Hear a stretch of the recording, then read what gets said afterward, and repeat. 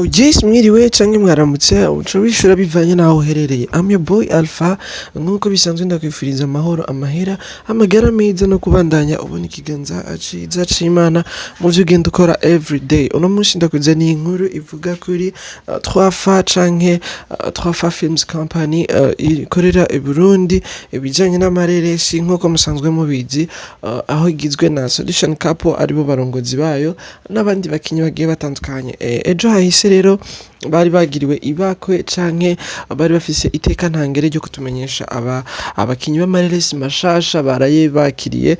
Vyari ibintu bimeze neza cane, aho ubona neza ko twari turi muri jardin public, twariko turakira kumugaragaro abantu bakina amareresi binjiye ca gihe ca casting, ndazi muravyibuka. Abo rero nibo bashoboye gutorwa muri benshi cane bari bagize participation. Rero bano bantu murababona ko bameze neza cane, bafise casting nziza, bafise ama vivacité agiye atandukanye, bashoboye kwinjizwa muri uno mugwi wa 3F Films Burundi, usanzwe urongowe neza na neza imbere y'amategeko na Faxine Uwimana benshi bazi nka Fanny Elavine. Vyari rero ibirori, vyari ivyishimo bidasanzwe, aho bano bantu bakiriwe imbere y'abamenyesha makuru n'abanditsi, bakavuga ati twege tugiye kubandanya ikivi aho cari kigeze.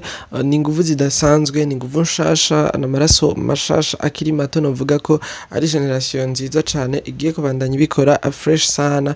Nkuko musanzwe mubizi 3F Films Company ibikora neza gose, igiye kwifashisha runo rwaruka na bano bantu bose muriko murabona hano ku mafoto, kugira ngo filme ndundi ibandanye ija ku rundi rwego rudasanzwe.